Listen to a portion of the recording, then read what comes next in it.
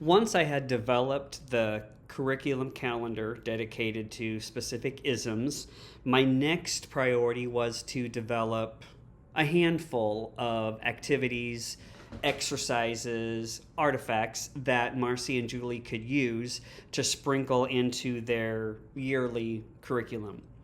They already have their lesson plans made for the coming school year, so I didn't want to overwhelm them with having to redo their work, but I wanted to offer them simple exercises that were married to specific isms that they could hopefully seamlessly just introduce. So what we came up with, or what I came up with, with their support, just very simple exercises. So one of them was fairy tale turnaround, which I thought would be kind of cool because at that age, second graders, third graders, fourth graders, they're into fairy tales.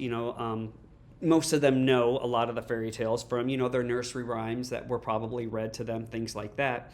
But this one is a fairy tale turnaround where they take a familiar fairy tale, and let's say Snow White or Cinderella, well, Snow White, and they maybe look at it from the witch's perspective, or the Three Little Pigs. They look at it or retell it from the wolf's perspective. So where they learn how to look at things from a different angle, a different perspective.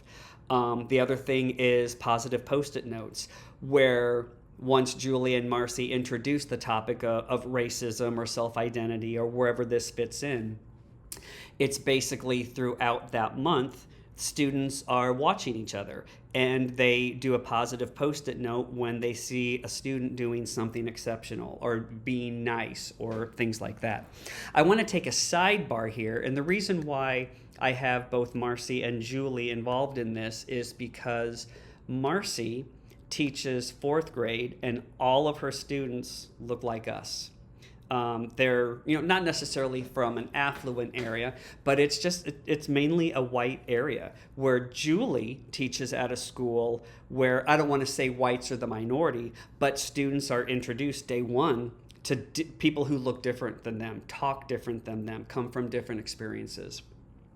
So for Julie, these might be easy to implement because her class is already made up of diversity, whereas Marcy, these students have never seen a person of color, whether it's a black person, someone from Mexico, someone, from Asian descent, doesn't matter. They are not used to seeing that. I mean, they see it now on TV and things like that, but in person, it's quite eye-opening for them. So I wanted to come up with these simple exercises that teach students to look at things from a different perspective and to celebrate diversity. It's okay that someone looks different. So, and how to respectfully approach that and develop that comfort level. So all the artifacts that I have created kind of speak to that.